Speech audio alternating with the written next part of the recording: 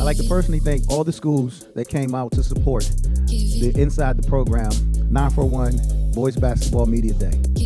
This started as a vision that I had to simply celebrate our student athletes and allow the community to get an inside look at who these young men are. And it turned into something that exceeded my expectations. I first like to acknowledge our host sponsor, IMG Academy, as they opened up the doors, rolled out the red cap carpet, and made sure that we felt just like home. Thank you. I'd like to thank all our media partners, specifically Mr. Xavier McKnight from ABC7, who conducted all our one-on-one interviews with the coaches and did an amazing job. Truth be told, our media partner who did our coach and team interviews, thank you guys, thank you guys, and thank you guys. Premier Choice Group, who was our event and brand coordinator, they did a great job of just hosting the event and making sure everything was top-notch. And Visionary Club as a donation sponsor.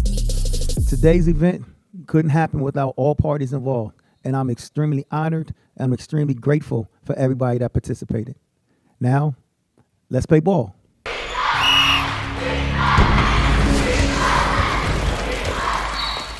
The amount of time that they're together. When you talk about those players who are far away from home, I'm sure that there is a sense of homesickness that can kick in at times. How would you say that the team and your staff, how you all have came together to try to make this feel like a home away from home for those guys as much as possible?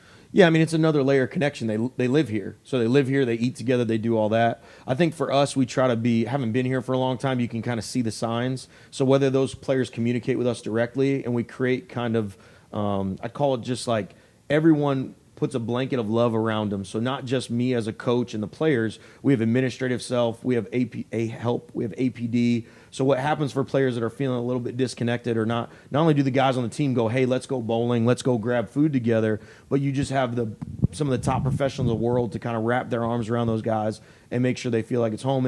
And over time, it becomes that. One of our players a couple of years ago, he was a 15-year-old in the varsity program because he's very talented. And he was very homesick. You know, he was really struggling, and our team ended up putting their arms around him, and they love him. And the irony is, a year later, he's like the mayor of IMG, comes back to campus, high-fiving everybody, and he just got to go to his dream, just committed to his dream school, a couple days ago. And his family and I were joking about that journey, having gone from this homesick, he's from Canada, not enjoying it.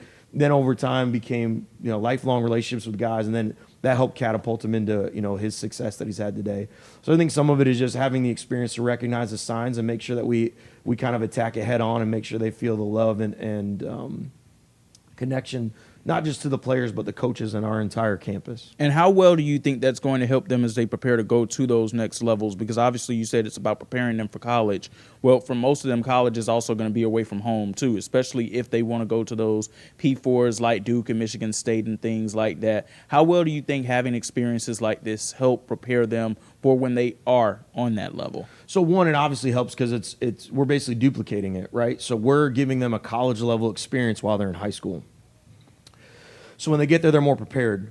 Their recruitment is increased because coaches know they're prepared. A lot of coaches lose kids, not always at the P4 level, right? Like your Dukes don't always lose kids from that. But your Division IIs, your Division IIIs, and some are like your non-scholarship level, like a Division III will lose a kid because he just all of a sudden, I got to go to the weight room. Coach is really hard on me. I've never understood any of this. And they leave because they're not used to managing that adversity. Our guys, from the time they get here, whatever age that is, they're dealing more in a college level environment, not just the weights and the time to study and all these different things, but they're away from home, so now they're used to it. They're with coaches that have coached at the college level and had a lot of success, so they're just far more prepared. So it helps us get them where they're trying to go, and it helps them stay when they do get there. And I feel the need to ask you this question too, because you keep bringing up D2s and D3s. What are the benefits for those student athletes who have the chance to go to schools like that people on the outside looking in or may not have enough knowledge about, may not necessarily be thinking about when it comes to that? So I think the easiest way to look at it is like, what do you want out of your journey? And so I often use this. The ball is going to stop at some point for everybody. So I was very fortunate. I played in high school with two guys that played in the NBA. And I tell my guys this story all the time. Joey and Stephen Graham, they both were drafted. Well, one was drafted in 2005. The other one was a free agent. Both played 6 years in the league. So at 29 years old, they had to do something else with their life. Now, they both stayed in basketball, but they were no longer a pro athlete. So you look at it like they spent from the time they were 5 until they were 29 years old, fully focused on their physical development in basketball, getting better. 29 is pretty early stage in life. So I would say, one, if you love basketball, you want to play as long as someone's going to let you do that. So you got to be in a men's league, right? So it's a bit different. The second part is if you can use that as a part of your journey to get you the education. For example, I have a young man at Swarthmore. I have a young man at Case West. They're going to get the top education in the country, and they get to play basketball. It shouldn't be just what basketball can do for you, whether that's money or fame or other things. It should be about your love of the journey and it helping you build lifelong relationships, build those things where, okay, now I'm a businessman and I understand adversity and I know how to manage those things. If basketball is only for what it can do for you in the flashy sense, your career is going to end a lot earlier, but also you miss the point. Like our kids, when they're coached, should be learning about how to deal with adversity, how to pursue something you want, how to be goal-oriented. And let's say they make it. Well, at 30 years old, they're going to need to use those tools for something besides basketball. So it kind of goes back to what we said earlier. Like if all we do is worry about winning a state championship and all I'm preparing these guys is for basketball, we're not looking at how it impacts their life. I failed. And so the things I'm most proud of aren't just guys like Carson Cooper, but I have kids that played for me at Lakewood Ranch when I was there who are doctors. You know what I mean? Like who are successful fathers. You know, those are the things that we're really trying to do. So I would just say playing in college should be an opportunity to build on that journey. It shouldn't be the end result of where we want to be, and it shouldn't only be about money, fame, and opportunities like that. It should be about this being a point in your life that's going to help you grow and be better as a father and husband, be better as a worker, be more successful in life, and hopefully you're getting those tools out of these experiences. All right, my final question for you, because you alluded to it before and it's well known. Most of the student athletes who go here, they are not from the Bradenton or the Suncoast community, but there's great sports that happen here, especially on the basketball scene. There are 22 teams here in total, 235 total players. What is your message to the community in terms of how you want them to get more involved with what IMG Academy is doing and how they can come out and support and feel like they're a part of this too? Yeah, I think it's a miss by us and our community not having more people here watching what great basketball is happening. So I'm going to use myself as an example. I've been in the area for 15 years. My first 10 years, I was the head coach at Lakewood Ranch High School. My relationship was only with the national head coach and the director. I knew the other teams existed, but I didn't get a feel for it. I didn't understand it. And what's happened is, and we had this at Lakewood Ranch, people would come in who didn't have players because they'd read about us in the newspaper. They'd come to a game. Next thing you know, you got lifelong fans of people coming from Kentucky every day to come watch us play. I think that for the fans and the people in our community, there's great basketball being played here almost every night. And the games aren't always at 8 o'clock. So you can come in at 4, 5, 6, 7, 8, come watch a game. There's multiple games going on at once. You get to see a great group of kids, well coached, playing against unique teams that aren't in the area. So, like, it's one thing to see us play against Braden River or Palmetto, but there's teams coming from all over the country, all over the world. We have 2 teams playing kids from Italy next week. So what I would encourage fans in the community to do is reach out to us, help us get you the schedules. This is an exciting time for our media to be presenting our schedules and get information out. But there's great basketball, great kids playing every single day, and I would encourage people to come out and watch because this place is amazing. You get a unique – it's not just the national team where you see the guys that are going to get drafted, but you can watch all these different great basketball players. All right, Coach Jeremy Schiller joining us here on the 941 Boys Basketball Media Day. Coach, thanks so much. Thank you for having me. Really appreciate it. It's been an awesome experience.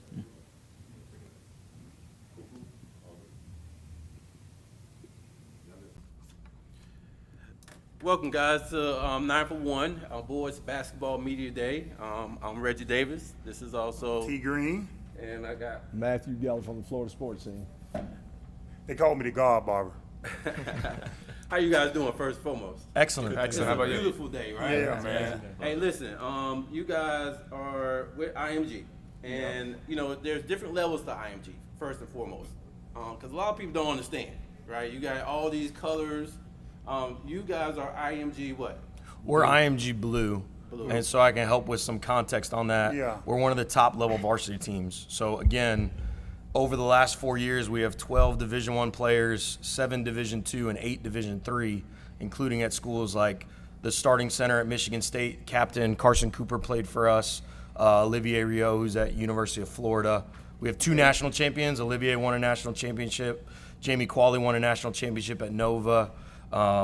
So for people outside of here that wouldn't understand the level and tiers, like IMG Blue is one of the top varsity teams at IMG, and we've had a lot of productivity over the last 4 years since I took over.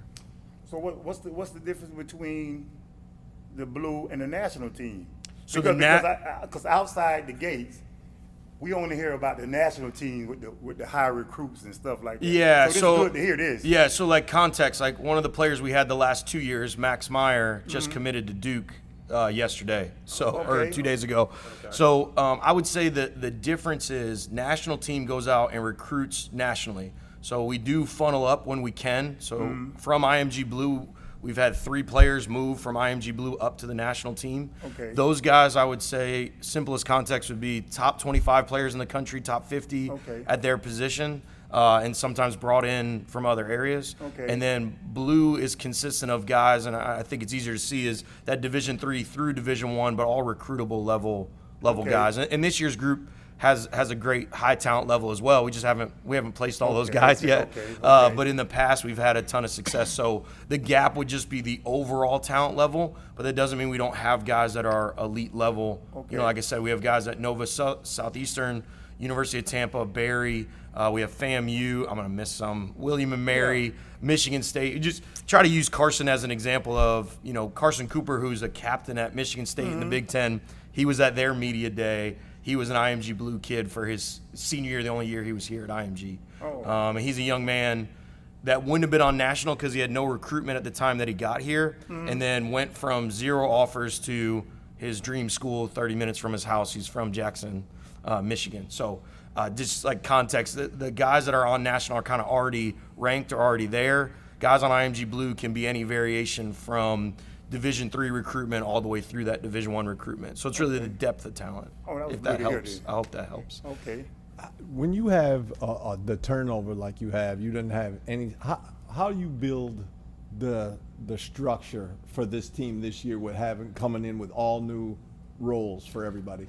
Okay, so understanding how it works here probably helps. So we do a 3-week training camp, and then we sit down as coaches, administrators. I mean, you probably have 200 or 300 years of experience sitting in this room, figuring out what the best fit is for each player. So unlike a traditional high school where we say, hey, we need a point guard here, a shooting guard here, we sit down and say, okay, what is best for this player's development? Okay, last year he was on a team, he scored a lot of points, but he needs a more competitive environment. We need to move him to another team. So it's not about making the best team. It's about finding out what each player needs for their development, because that's what our role is here. Within that, we then hope that the pieces fit together. We say, okay, these guys all need to be on a higher level competitive team. Okay, point guard here, shooting here. You know, so we do balance after that. But initially, it's what does each player need for their development. Our job is unique. So I was the head coach at Lakewood Ranch High School when we had some success. I was there for a decade. We built a great culture. Now everything's in a microwave. We get together September 20th, and we've got to find a way to connect. When you look at this year's team specifically, the character of our players this year and their families makes it really easy. We got high character guys that are all about winning, all about improving.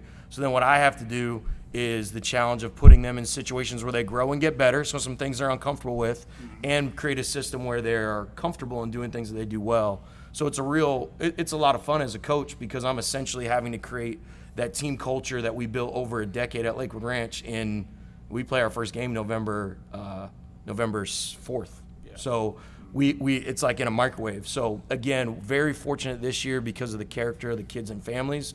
We already have a lot of that where they lift each other up. They want to make the extra pass. They want to sacrifice for each other, but that doesn't always happen in that short of a time frame. So unique challenges at IMG, but we also have all of this amazing resource: strength coaches, nutrition coaches, guys that can get extra work in. We have practice slots every day. It's even in the preseason. So just a unique environment where there's challenges, but the gift of having really talented and high character kids makes it a little easier. Well, Coach, you got some really good looking guys beside you. Who do you bring, and why did you bring these guys? Boys look Introduce good, these guys man. to us, Coach. They look good now. So I think one of the challenges you have when you're only together for a short period of time is it's hard. It's not like these guys have been captains every year and they're moving their way up from JV. But I tried to tried to pick guys that wanted to be here, were comfortable with the idea of being in front of media. Yep. So we did talk through that. And then guys that really represented IMG well, not just in their basketball ability, but in their character. So it was easy to select these guys and have them in front of you. The other part is we trust that they're going to, you know, communicate positively because they're all guys that are having a great experience. And we took into account how many years they've been at IMG. So all of them have been at IMG for 2 years, where some of our other seniors have only been here for 1. So we want to reward guys that have, you know, put in the time and been consistent with being here at IMG and not just coming for the the 1 year. I got a question for all 3 of the players. Andrew, what do you bring to the team? What do this team need to look for in you? I think in the team, I think what I bring is my communication on defense. I think that's what I do best. I'm really vocal on the court, on and off. I mean, I'm friends with everybody, and I think we're like a really selfless team. So I think that's what I bring to the table when it comes to the team. Okay, Shallow. I'd like to say I'm like a jack of all trades. Okay. Kind of bring a lot to the table, I think. I communicate well with my teammates. I'm pretty friendly with all of them on and off the court. I like to throw little jabs here and there. Okay. But my defense, I take pride in my defense, really guarding down my position so help side doesn't really have to worry about me getting beat so easily. I'm very unselfish. I like to get my teammates involved, like to see them be happy and score. And so I'd say I'm a jack of all trades. There you go. Harrison, what you got? I'd say my motor and my IQ. You know, I prioritize having a high IQ, making the right play, the good read, making plays for the team, not being selfish, and playing with a ton of motor. You know, sprinting up the floor, playing hard defense, being everywhere, being disruptive, being loud, and just making winning plays. Okay, okay. I had a question. You were talking about the center for Michigan State. Obviously, I grew up in Lansing. I'm a Spartan for life. When you have a kid that was in Jackson, but he comes all the way down here, I know my family's still up there. Did all of you grow? It's a 2-part question. Where did each of you grow up at? Like before IMG, where's home? I grew up in River Edge, New Jersey. I grew up in Abilene, Texas. Sydney, Australia. Oh my God! So okay, yes, go ahead. So I'm gonna help you with that's the other thing is we literally have kids from all over the world. You guys can tell me if I mess this up. 2 New Zealand, 1 Australia, France, Quebec, Morocco. Did I get all that right? Yeah. We do have one. Yeah, we do have one. Blair Phillips actually grew up in Sarasota. He's a senior that we have. So each year we have kids from all over the world. So I have had kids from Japan, multiple kids from Canada. We have a great relationship with the Canadian national system. Actually, on last year's 19U team, 2 of the 3 centers played for me on IMG Blue. Olivier Rio and Max Meyer were both played for their 19U team. So we always have a couple Canadians down here, including Jacob Hammond, who plays at Princeton now. Is from Canada as well. So one of the unique things for our guys is not only they build relationships related to basketball, but off the court they're interacting with not only within basketball, but other places, other people that align with their goals and their aspirations and as hard as they need to work because it's such a serious environment here. Not that they don't have fun, but it's a serious environment. But they're also interacting with people from all over the world that they probably wouldn't have had a chance to connect with if they weren't, playing basketball. There's definitely a high side to that, like you just said, that you get to meet people from all over the world and do that. But you also, New Jersey, Texas, Australia, you guys are away from your family, people that you grew up with. So how do you guys deal with that on a mental basis? Like I'm away from my family and friends. What do you do? So, to be honest, you're the furthest. You should right. It's a constant battle for me. So this is my 2nd year being here over in America, and I'm still trying to learn and adjust as I go. Because of the time zone difference, I don't get to talk to them much. But I have 2 younger brothers here, and that's the biggest help for me. So I go and spend time with them if I'm feeling homesick or I miss my family. Yeah. I would say I've adjusted pretty well my 2nd year. My 1st year, I think by this time I'd gone home 4 or 5 times. But this year I haven't gone home once. But I think it also helps being away from your parents too at some point, kind of getting to grow away from them. So I take advantage of that. So I've gotten used to it now. This year it doesn't bother me as much. They come here more often than I go there. So, I'm in contact with them. So it's not as much of a problem for me anymore. But when I get Thanksgiving break and Christmas break, I'll be sure to stop by and toot the horn. And Andrew, you're New Jersey, so Yeah. you're used to the cold. Yeah. Bradenton's balmy compared to New Jersey. Yeah, yeah, it's a lot yeah. warmer. But go ahead with the. It's a lot warmer, but I would definitely say it definitely grows like a lot of independence on yourself. And I think a lot of the things that help is that I actually board with Harrison, and so like we've built like our own like little family, and like I think that helps, especially with like that team environment, because it really does make like a second family here. Yeah, and I'll speak on it because I've had kids from all over the world, and everybody's journey's a little different. Some kids immediately love the independence. Some really struggle. Kind of talked at the beginning, we start in a 3-week training camp, so you're assigned to a coach, but you're not with your team. So sometimes there's some things, especially when you're from another country or younger, that can be impactful. But that's where the value in IMG. At a traditional high school, it's like one coach and a couple of assistants, but the kids going to school. Here, you just have so much resource. We have mental coaches. We have the access to psychologists. We have access to anything. So if we notice anything where someone's struggling, we had a little bit of someone was homesick this year, they immediately connect with me. They connect with one of our mental coaches. They get them connected with psychologists. So we were able to kind of put our arms around players from other parts of the world. And then naturally, I think the players themselves do that, invite them out to go do something and do those things. And it's a unique dynamic of IMG that maybe you don't have at a traditional high school here in the county or in either of the counties in the area. So the other thing is, having been here for years, you kind of start to see signs, right? Little detachment. They're not being themselves. Maybe they're not playing as well as they were early on. And it's our job to like really connect and check in with the guys. We talk a lot about basketball, but my goal individually and as a program is to make sure we connect beyond basketball. So like if all we ever talk about is basketball, I probably didn't do my job very well. So we get to see that stuff a little bit ahead. And the other thing is, like, you have someone from Australia with a guy from New Zealand who's here, who's his first year. Well, he's able to share some of the stories because, they're whatever 18 hours in the future, whatever that is when you're, in New Zealand on the other side of the world. So I think the thing that's really unique at IMG is the amount of resource you have to get through whatever your challenges are. And in this case, we're talking about being homesick. You have so many people ready to put their arms around you and help you through it. Final question, man, and I'm gonna ask the point guard this. And Shiloh, act like coach is not there because he's gonna say every game. I can get up and leave. Right? Yeah, He's gonna say every game. But you got a team like Mount Verdi on your schedule, right? Yes. Like, what team, what game do you circle right now and say, hey, I need this game? Montverde Academy. Montverde Academy. They beat us last year when we went to Montverde. So that's definitely circled. I've already circled it. Okay. So it's just a few days. Okay. It's Tuesday, so it's easy to circle. It's Yeah. it's on the horizon. But I saw that a month ago, right? Okay. All right, man. Listen, man. We enjoyed you guys. We want to thank you Yeah, guys for man. coming out. Y'all look good, We man. hope to see you guys next year. And I guess Coach, anything? We good? Thank you, everybody. so You did a much. great Can job. we just Thanks. take a second and just say thank you? This is a unique Thank experience you. for our guys, first Yeah. class with the way this event is.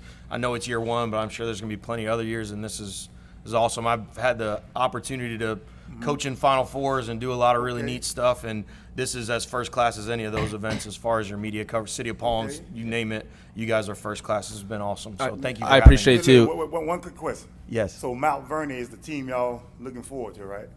So listen, before the game in the locker room, you got your headphones on. What song you listening to? You got to get crunk. You got to get hype. That's a big game. What you listen to, Andrew? Probably Wants and Needs by Drake. By Drake, okay. So I'm probably going to throw y'all off a little bit by this one, but I'm from Texas.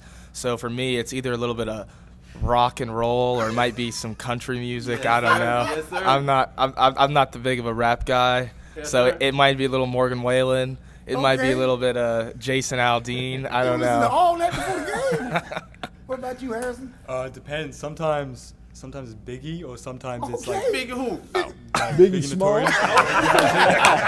Oh my goodness. or then I'll go like completely opposite, like Fleetwood Mac. Yeah. Better watch out, baby. And my goal is to What you not gonna hear listen to, any Coach? of their music. Whatever all that was, to not listen to any of Well, it. thank you so. guys All right, so much, man. man. Thank you Enjoyed so guys. much. Good Appreciate it. luck, man. Thank you. Shout out. Wait, can I get, Yeah, you go ahead. Shout out. can I get a picture for my social Y'all take y'all media? name tags. Okay. Put it in the locker room.